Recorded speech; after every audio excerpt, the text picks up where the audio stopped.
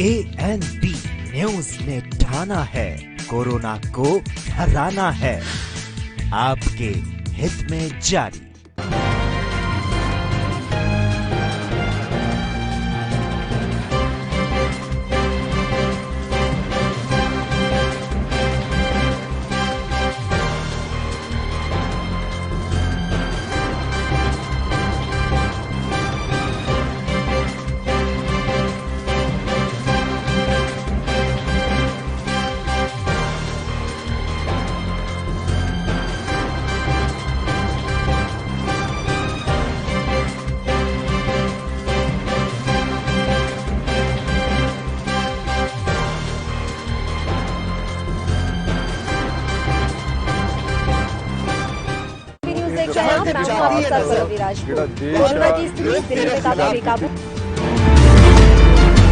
खबरनामा, खबर से असर तक शाम 5 बजे सिर्फ ANB न्यूज पर।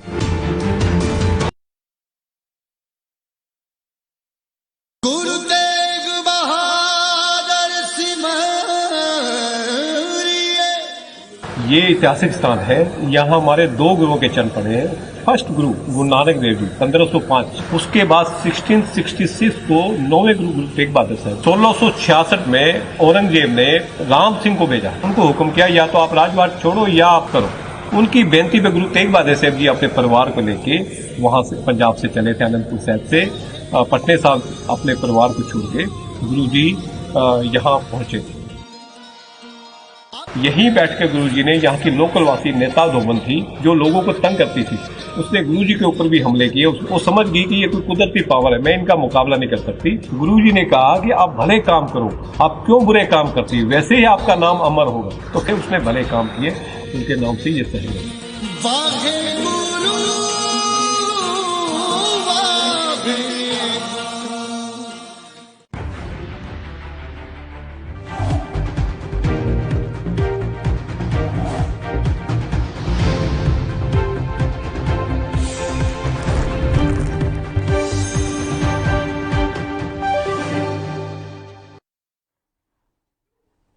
इस वक्त की बड़ी खबर आपको बता दें, उत्तर प्रदेश के चित्रकूट से जिला जेल में बंदियों के बीच में फायरिंग का मामला सामने आया है। एक की मौत, पुलिस ने कार्रवाई में दूसरे को गोली मार दी है। इस वक्त की ब्रेकिंग न्यूज आपकी टीवी स्क्रीन पर। उत्तर प्रदेश के चित्रकूट से यूपी में चित्रकूट जेल में फायरिंग से मुख्तार के करीबी की हत्या हो गई है। एनकाउंटर में हत्या करने वाला गैंगस्टर भी ढेर कर दिया गया है। पुलिस जब वहां पर पहुंची तो उस गैंगस्टर को भी ढेर कर दिया गया। चित्रकूट जेल में फायरिंग के बाद मौके पर पूरा जिला प्रशासन पहुंचा। पूरे जेल परिसर की तलाशी ली गई कि आखिरकार वहां पर गोली चली कैसे और वजह क्या थी। उत्तर प्रदेश के चित्रकूट का जिला जेल का यह पूरा मामला है जहां पर फायरिंग हुई है, बंदियों के बीच में फायरिंग हुई है। उस फायरिंग में एक की मौत हो गई है और पुलिस ने कार्रवाई में दूसरे को गोली मार दी है। जिसको गोली मारी गई वो गैंगस्टर बताया जा रहा है। उत्तर प्रदेश में चित्रकूट जेल में फायरिंग से मुख्तार के करीबी की हत्या बताई जा रही कि वो मुख्तार का करीबी था। एनकाउंटर में हत्या करने वाला गैंगस्टर भी ढेर हो चुका है क्योंकि वो जो गैंगस्टर ढेर हुआ है वो पुलिस की गोलीबारी में हुआ है। चित्रकूट जेल फायरिंग के बाद मौके पर पूरा जिला प्रशासन पहुंचा, वहां पर भीड़ लगी हुई है और पूरे जेल परिसर की तलाशी ली गई। आखिरकार वजह क्या थी, क्यों वो फायरिंग हुई, फायरिंग के पीछे की वजह क्या थी, क्यों गोली मारी गई? सबसे बड़ी बात यह है कि जिसने गोली मारी, पुलिस फायरिंग में उसको गोली लग गई, वो गैंगस्टर बताया जा रहा है, उसको भी मौत के घाट उतार दिया गया है। इस वक्त की बड़ी खबर उत्तर प्रदेश के चित्रकूट से आपके सामने। जिला जेल में बंदियों के बीच में फायरिंग हुई है, कैदियों के बीच में फायरिंग हुई है और उसी फायरिंग में एक ही मौत। इस मामले में एक अपडेट आपको बता दें, 3 लोगों की मौत हो चुकी है। इस वक्त की बड़ी खबर आपके सामने। अभी अभी जानकारी निकलकर सामने आ रही कि इस पूरे मामले में 3 लोगों की मौत अब तक हो चुकी है। बंदियों के बीच में, कैदियों के बीच में फायरिंग हुई। फायरिंग में पहले एक की मौत हुई, फिर दूसरे की मौत हुई और जिसने गोली चलाई थी उसकी भी मौत हुई है। पुलिस की गोली से उसकी मौत हुई है। गैंगस्टर बताया जा रहा है, मुख्तार का करीबी बताया जा रहा है। इस वक्त की ब्रेकिंग न्यूज उत्तर प्रदेश के चित्रकूट से आपके सामने। जेल में फायरिंग से मुख्तार के करीबी की हत्या, जो कुल संख्या है मरने वालों की, वो 3 बताई जा रही है कि 3 लोगों की मौत अब तक इस पूरे मामले में हो चुकी है। यूपी के चित्रकूट का पूरा मामला।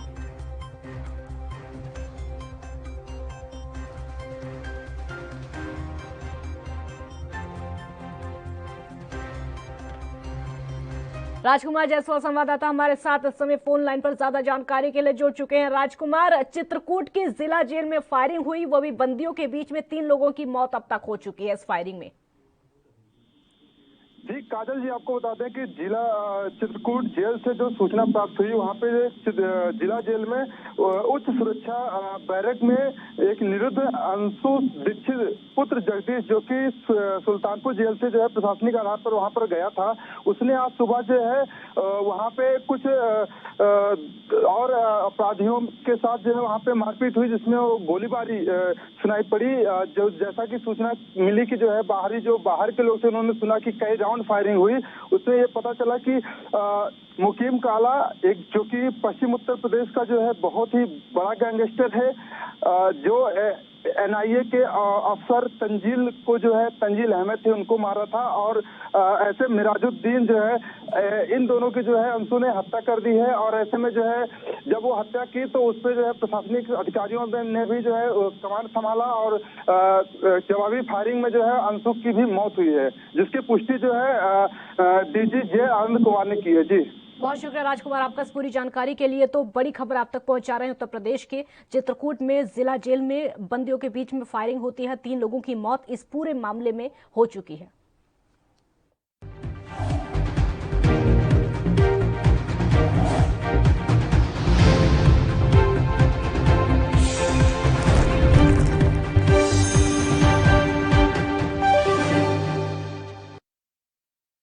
नमस्कार, आप देख रहे हैं एनबी न्यूज में हूं आपके साथ काजल ठाकुर। एक तरफ तो देश कोरोना संकट से जूझ रहा है और इसी बीच ब्लैक फंगस एक और बड़ी समस्या बनकर उभर रही है। इसका संकट और ज्यादा सामने आ रहा है और सीधे इसकी वजह से अब लोगों की मौत होती चली जा रही है। और लोगों की मौत जिस तरीके से हो रही है, ज्यादा संकट गहरा रहा है, क्योंकि वैक्सीनेशन की समस्या उससे कहीं ज्यादा बड़ी हो चुकी है और ये जो ब्लैक संकट का खतरा है और ज्यादा बड़ा चला जा रहा है। आपको बता दें कि ये बीमारी उन कोरोना पीड़ित मरीजों में देखने को मिल रही है जो डायबिटीज से पीड़ित है। दुर्लभ किस्म की यह बीमारी आंखों में होने पर मरीज की रोशनी खत्म कर सकती है। आईसीएमआर ने बताया कि यह शरीर में बहुत तेजी से फैलता है और इस बीमारी से शरीर के कई अंग प्रभावित हो सकते हैं।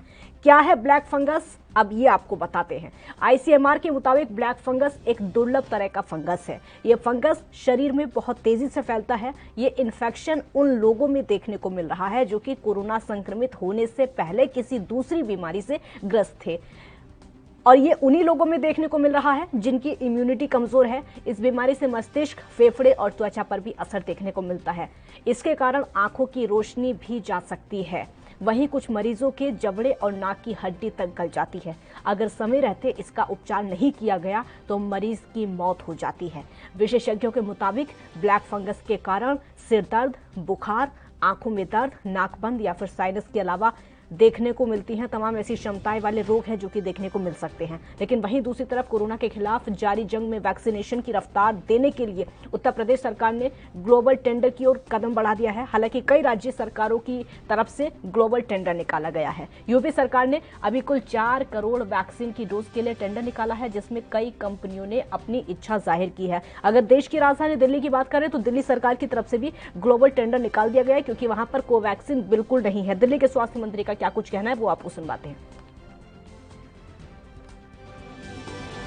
दिल्ली में 10,489 10,489 पॉजिटिव केसेस थे।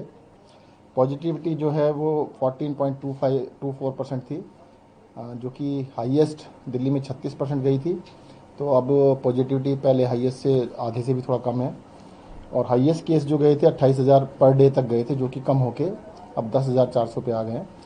ये ट्रेंड पिछले 24 अप्रैल से धीरे धीरे कम होता आ रहा है, ट्रेंड देखने को मिल रहा है।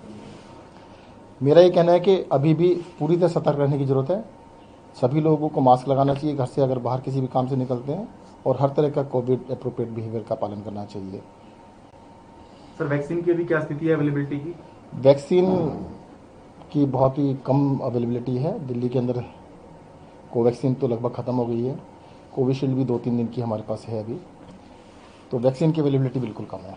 अच्छा सर, ये कोवैक्सीन अगर खत्म हो गई, जो सेंटर सिर्फ कोवैक्सीन के लिए, क्या वहाँ पे कोविशील्ड नहीं दी जा सकती है? उसमें क्या टेक्निकल कुछ देखिएगा, जो सेंटर बनाए जाते हैं मिक्स नहीं किया जा सकता। जो सेंटर कोवैक्सीन के लिए बनाया गया वो कोवैक्सीन के लिए, जो कोविशील्ड के लिए कोविशील्ड के, जो सेकंड डोज लगती है, नहीं तो कन्फ्यूजन क्रिएट हो जाएगा ना। एक आदमी ने कोवैक्सीन लगवा ली, अगली बार वो कोविशील्ड बन गया, तो वो कोविशील्ड लगवाने में ही पहुंच जाएगा। तो इसलिए सेंटर को अलग रखा जाता है, ये कोवैक्सीन का सेंटर है, ये कोविशील्ड का सेंटर है। देखिएगा, अभी देश के अंदर 3 ही वैक्सीन है जो कि अलाउड है, कोविशील्ड, कोवैक्सीन और स्पुतनिक। ग्लोबल टेंडर कर लीजिएगा, ये 3 ही अभी आ सकती हैं जब तक कि बाकी लोगों को परमिशन नहीं मिल जाती है। और मैंने कल भी कहा था, फिर से कहना चाहता हूँ, देश एक है। अगर दिल्ली, हरियाणा, पंजाब, तमिलनाडु, केरल, उत्तर प्रदेश, देश के सभी राज्य अलग अलग ग्लोबल टेंडर करेंगे, वैक्सीन बनाने वाले तो वही कंपनियां हैं। किसी को कोई रेट देगी, किसी को कोई रेट देगी, आपस में हम लड़ेंगे, कहेंगे हमें दे दो, उनको मत दो, हम थोड़ा सा रेट ज़्यादा दे देते हैं। तो ये मतलब बड़ा अजीब सी सिचुएशन है, देश के लिए बड़ा दुर्भाग्यपूर्ण भी कह सकते हैं। तो केंद्र सरकार है, आपको एक छोटा सा एग्जाम्पल दूंगा मैं। हिंदुस्तान के बाहर जाइएगा, किसी भी देश में एक ही एम्बेसी होती है, वो केंद्र सरकार की होती है, भारत सरकार की होती है। तो ग्लोबल टेंडर अगर करने की आवश्यकता भी है तो केंद्र सरकार को कर लेना चाहिए सबकी व्याप्ति के ऊपर। और दूसरी बात यह है कि ग्लोबल टेंडर की मुझे लगता है इस देश में, देश के अंदर सबसे ज्यादा। यहाँ पर एक ब्रेक का वक्त हो गया है, जल्द हाजिर होंगे। आप देखते रहिए एएनबी न्यूज।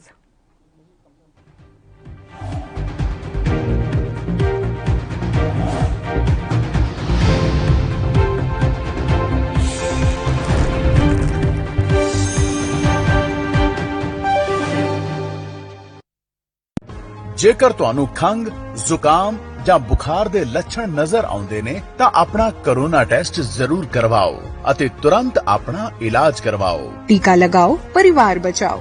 पंजाब सरकार ਵੱਲੋਂ जनहित ਵਿੱਚ जारी। राष्ट्र धर्म रात 8 बजे सिर्फ एएनबी न्यूज पर।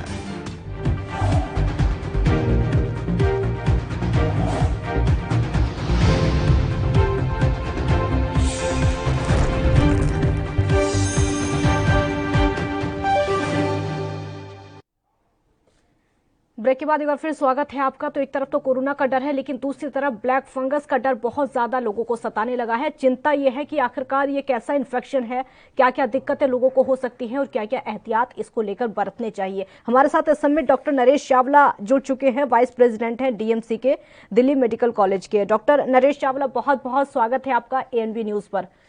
डॉक्टर चावला, इस समय कोरोना से तो जंग हमारा देश लड़ ही रहा है, लेकिन उसी बीच में अब खबरें निकलकर ये सामने आ रही है कि ब्लैक फंगस बहुत ज्यादा इन्फेक्शन उसका फैल रहा है और इससे जान तक लोगों की जा सकती है। आपका रिएक्शन पूरे देश को क्या कहना चाहेंगे? कि जो ब्लैक फंगस है ये टोटली प्रिवेंटेबल एक डिसीज है। जब भी कोई मरीज कोरोना से जूझता हुआ हॉस्पिटल में एडमिट होता है और वो डायबिटिक होता है या किसी ऐसी बीमारी जिसमें कि इम्यून कॉम्प्रोमाइज होता है, उन्हीं लोगों में ज़्यादा होती है। आम लोगों को डरने की जरूरत नहीं है, उनको ये फंगस नहीं हो सकता है। कोई पेशेंट जब आईसीयू में एडमिट होता है, उसका शुगर बहुत ज़्यादा होता है, उसको कोरोना से बचने के लिए डॉक्टर्स स्टेरॉयड यूज करते हैं। स्टेरॉयड्स की हैवी डोजेस होती हैं, क्योंकि स्टेरॉयड्स हमारे लिए एक लाइफ सेविंग मेडिसिन हैं। अगर उनको स्टेरॉयड ना दिया जाए तो मरीज निमोनिया की घुटन से मर जाएगा। तो ये देना बहुत जरूरी होता है। लेकिन जब वो हॉस्पिटल से रिकवर होकर बाहर आता है, तो उसको अगर वो घर जाके अपनी शुगर कंट्रोल नहीं करता है, वो अपनी हाइजीन का ख्याल नहीं रखता है, और जिन प्रदेशों में आप हो रहा है आप देखिएगा, वो मोस्टली देखिए महाराष्ट्र में हो रहा है, गुजरात में हो रहा है, यूपी में हो रहा है, राजस्थान में हुआ है, अब कुछ केस दूसरे प्रदेशों में हो रहे हैं। तो ये इसको हम लोगों को अगर हम टाइमली बता दें, जब पेशेंट हॉस्पिटल से डिस्चार्ज होता है तो डॉक्टर को उसको बताना पड़ेगा कि अपने शुगर का ख्याल रखना है।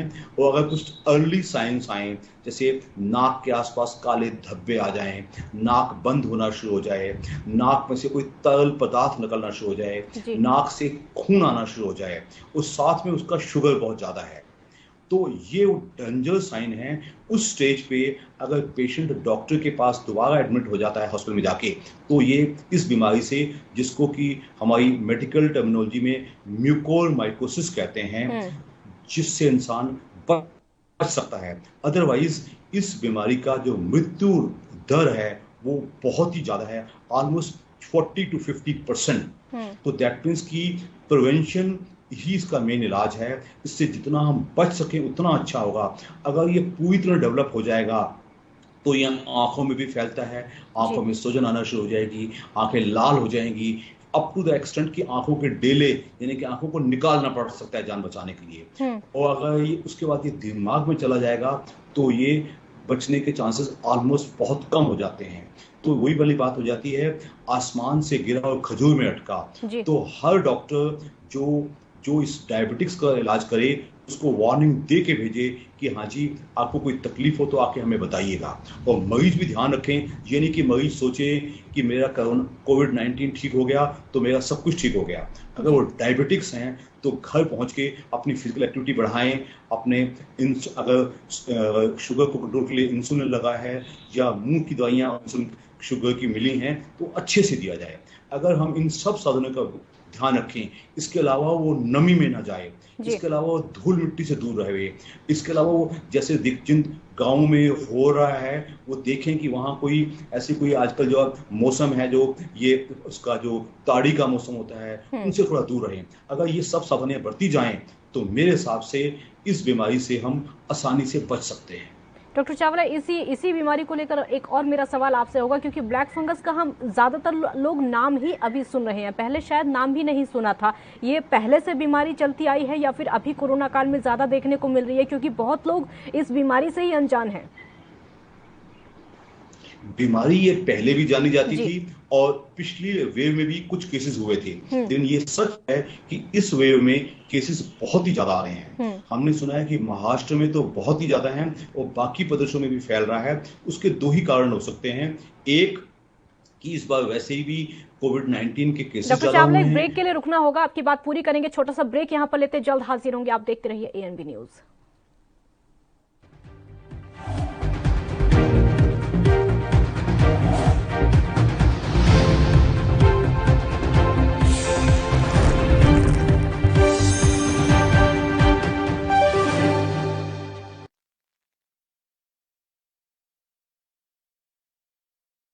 गुरु तेग बहादुर सिमरिए। औरंगजेब ਦੇ ਵੱਲੋਂ ਹਿੰਦੂ ਧਰਮ ਦੇ ਲੋਕਾਂ ਦੇ ਉੱਪਰ ਅਤਿਆਚਾਰ ਕੀਤਾ ਜਾ ਰਿਹਾ ਸੀ। ਤੇਗ ਬਹਾਦਰ ਮਹਾਰਾਜ ਜੀ ਦੇ ਚਰਨਾਂ ਦੇ ਵਿੱਚ ਕਸ਼ਮੀਰੀ ਪੰਡਤ ਪਹੁੰਚੇ, ਆ ਕਰਕੇ ਫਰਿਆਦ ਕੀਤੀ। ਗੁਰੂ ਤੇਗ ਬਹਾਦਰ ਮਹਾਰਾਜ ਜੀ ਨੇ ਦਿਲਾਸਾ ਦਿੱਤਾ ਕਿ ਜਾ ਕਰਕੇ ਤੁਸੀਂ ਔਰੰਗਜ਼ੇਬ ਨੂੰ ਕਹਿ ਦੇਵੋ ਕਿ ਸਾਡਾ ਗੁਰੂ ਤੇਗ ਬਹਾਦਰ ਜੀ ਹੈ, ਉਹਨਾਂ ਨੂੰ ਆਪਣੇ ਧਰਮ ਵਿੱਚ ਤਬਦੀਲ ਕਰ ਲਵੋਗੇ ਤੇ ਅਸੀਂ ਸਾਰੇ ਹੀ ਇਸਲਾਮ ਧਰਮ ਨੂੰ ਕਬੂਲ ਕਰ ਲਵਾਂਗੇ। औरंगजेब ने गुरु तेग बहादुर महाराज जी के गिरफ्तारी के वारंट जारी किए। गुरु तेग बहादुर महाराज जी ने हिंदू धर्म की रखिया के लिए दिल्ली चांदनी चौक के अंदर बलिदान दिता।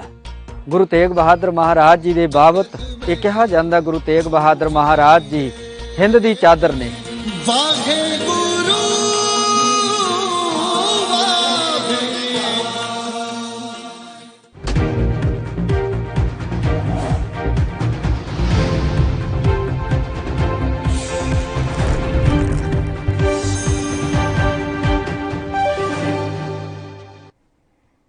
ब्रेक के बाद एक बार फिर स्वागत है आपका। डॉक्टर चावला, आपकी ही बात को पूरी करते हुए आगे बढ़ेंगे, क्योंकि आपने अभी जैसा बताया बीमारी थी, पहले भी थी, और पहले जो वेव आई थी कोरोना की उसमें भी देखने को मिली थी, लेकिन इस बार जितनी ज्यादा है उतनी नहीं। इस बार लोगों को पता चल रहा है कि ब्लैक फंगस नाम की कोई बीमारी है, कोई इन्फेक्शन है।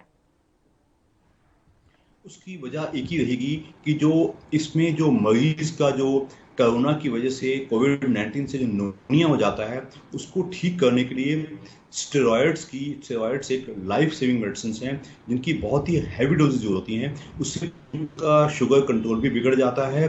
और यही दोनों डेडली कॉम्बिनेशन है। अनकंट्रोल्ड डायबिटीज यानी कि अनकंट्रोल्ड ब्लड शुगर और साथ में स्टेरॉइड का लेना, ये दोनों का कॉम्बिनेशन मरीज के लिए घातक हो जाता है। और साथ में किसी न किसी अनहाइजीनिक प्रैक्टिस, जो आपने देखा होगा जब हम ऑक्सीजन चढ़ाते हैं तो साथ में एक पानी की बोतल होती है, उसमें अगर पानी डिस्टिल्ड वाटर ना यूज किया जाए और थोड़ा सा कंटेमिनेटेड वाटर यूज कर दिया जाए तो वहां से फंगस आ सकता है।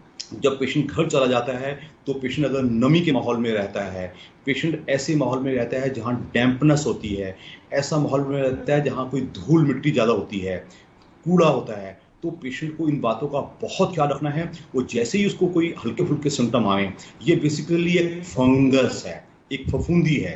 फफूंदी आप अच्छी तरह जानती हैं कि आसानी से लग सकती है, लेकिन ये एक ऐसा फंगस है जो कि बहुत ही खतरनाक है। एक बार वो नाक से फिर आंख में पहुंचता है, आंख से वो दिमाग में पहुंचता है और फिर ये जानलेवा भी हो सकता है। लेकिन I would again repeat, prevention करना ही इसका इलाज है, क्योंकि इसका फर्टिलिटी रेट ऑलमोस्ट 50%, यानी कि अगर 100 लोगों को होगा तो ऑलमोस्ट 50 ही बच पाएंगे, 50 नहीं बच पाएंगे, जो कि बहुत ही हाई रेट है। तो इसका मतलब है कि हम ये ना हो कि मरीज कोरोना से तो बच गया और म्यूकोरमाइकोसिस या फंगस से ना बच पाए, ये ब्लैक फंगस से नहीं बच पाया। डॉक्टर चावला, इस बीमारी में जी अगर ये इन्फेक्शन होता है तो हॉस्पिटल जाना क्या जरूरी है? क्योंकि इस समय हम देख रहे हैं कोरोना काल में अस्पताल लोग नहीं जाना चाह रहे हैं, और कोरोना अगर किसी को होता है खुद को आइसोलेट करके घर में ही अपना इलाज कर रहे हैं और वो ठीक भी हो जाते हैं। 14 दिन के बाद उनकी रिपोर्ट नेगेटिव आ जाती है। लेकिन क्या ब्लैक फंगस वाली स्थिति में लोगों का घर पर रहना सही होगा, या फिर अस्पताल में जाना, अस्पताल में ट्रीटमेंट करवाना वहां पर सही होगा?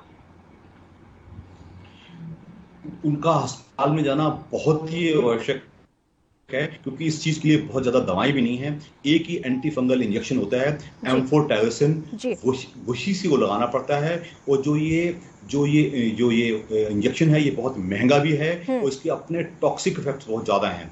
तो लेकिन पेशेंट को अगर ये बीमारी हो जाती है तो इमीडिएट हॉस्पिटलाइजेशन मस्ट है, उसी से पेशेंट की जान बचेगी। अगर पेशेंट थोड़ा टाइम जाया कर देगा तो बचने के चांसेस कम हो जाएंगे। तो पेशेंट को जल्द पहुंचना चाहिए और पूरी डॉक्टर की सलाह तले, और जो ये दवा है जिसके टॉक्सिक यानी कि खतरनाक इफेक्ट्स बहुत ज़्यादा हैं, वो अस्पताल भी देखे जा सकते हैं और काफ़ी ऑलमोस्ट 2 वीक्स उसको लगते हैं, तब जाके वो ठीक हो सकता है। डॉक्टर चावला, आप बने रहिए हमारे साथ। इस समय आरबी उपाध्याय राजनीतिक विश्लेषक भी जुड़ चुके हैं। आरबी उपाध्याय जी, बहुत स्वागत है एएनबी न्यूज पर। आरबी उपाध्याय जी, इस समय राज्य सरकारों ने ग्लोबल टेंडर निकाल दिया है, क्योंकि अब है ये कि राज्यों को अपने आप ही वैक्सीन खरीदनी पड़ेगी, केंद्र सरकार उनकी मदद नहीं करेगी। कैसे आप इस पूरे मामले को देख रहे हैं? ग्लोबल टेंडर निकालना किस तरीके से आप देख रहे हैं? दर्शकों को समझा दीजिए, कैसे समझाएंगे? देखिए काजल, इस तरीके का एक व्यवस्था का फेलियर ही कहूंगा मैं जी। फर्स्ट वेव में सारी चीजें प्रॉपर चल रही थी और प्रॉपर सारी चीजें, वैक्सीनेशन भी, हमारे यहाँ वैक्सीन भी इजाद हो गई, वैक्सीनेशन भी हुआ, फिर ये सब कुछ सिस्टम का फेलियर नजर आने लगा। कोर्ट को भी कहना पड़ा कि भाई ये ट्यून बजाने से नहीं चलेगा, वैक्सीन तो है ही नहीं आपके पास, और कोई ये मानने को तैयार नहीं कि वैक्सीन नहीं। और उसके बाद 18 से नीचे वालों को लगा दीजिए, 45 वालों को लगा दीजिए। कभी कहते हैं कि भाई 3 हफ्ते बाद सेकेंड डोज ले लीजिए, अब कहते हैं 16 हफ्ते बाद। बड़ा असमंजस की स्थिति है, कहीं कोई क्लियरिटी नहीं जी। अब राज्य सरकारों के पास विकल्प क्या बचा है जी। और दूसरा कोई विकल्प राज्य सरकारों के पास नहीं बचा है, वो क्या करें? सेंटर से कहीं कोई मदद नहीं मिल रही, कहीं कोई रेमेडी इस तरह की नहीं दिख रही, और लोगों की भीड़ आप देखेंगे जो वैक्सीनेशन सेंटर हैं, एक उम्मीद की किरण जनता को नजर आती है कि शायद मैं वैक्सीनेट हो जाऊं, मुझे वैक्सीन लग जाएगी तो शायद मुझे जो कोरोना है उससे कुछ राहत मिलेगी और मेरी जो एंटीबॉडीज हैं वो मजबूत हो जाएंगी। ऐसे में वैक्सीनेशन का न मिलना एक बहुत बड़ा एक्चुअल में चैलेंज सरकारों के सामने है और राज्य सरकारें चाहती हैं कि भी इससे कैसे उभरा जाए। तो उसमें ग्लोबल टेंडरिंग के अलावा और क्या विकल्प बचता है? आप देखते हैं कि भी हमारे यहाँ भी स्पुतनिक भी आ रही है, दूसरा भी चल रहा है, हवाई बहुत सारी चीजें चल रही हैं, लेकिन यथार्थ के धरातल पर चीजें नजर नहीं आ रही और उसी का परिणाम है कि लोग आ तो रहे हैं वैक्सीनेशन लेने के लिए, लेकिन कोरोना लेके जा रहे हैं।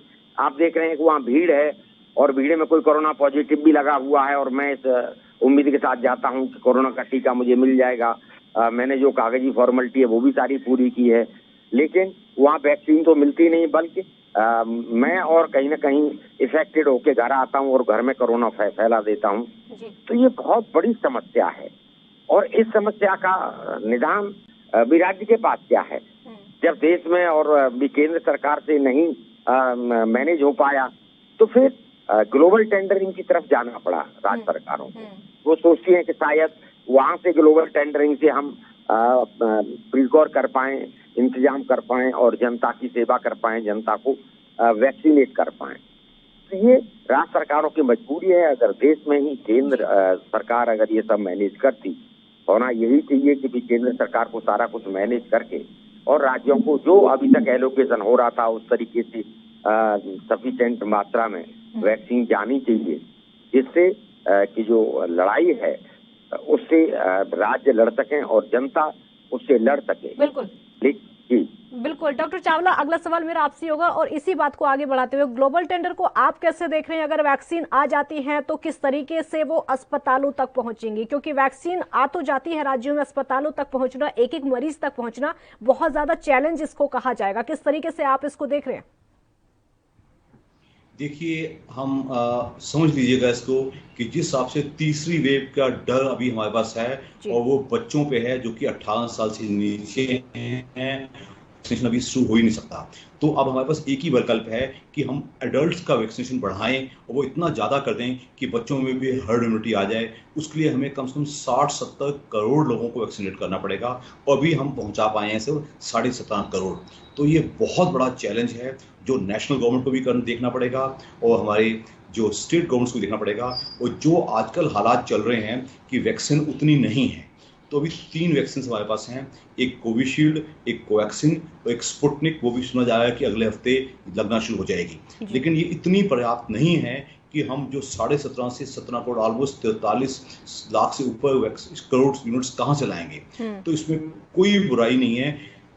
The central government should be open to it, और with the permission of central governments, state governments जो ग्लोबल टेंडर कर रही हैं उसमें कोई बुराई नहीं। It should be open and it is for the, और ये हमारी लोगों की जनता के फायदे के लिए है। There should not be any mistrust और confusion between the state governments. ज्यादा इसको प्रमोट करना चाहिए, ताकि अदरवाइज हमारे देश के लोगों को बचाने के लिए हमारे पास कुछ ही नहीं है। अगर ग्लोबल टेंडर किए गए हैं तो वैक्सीन कैसे आएगी ये तो जी।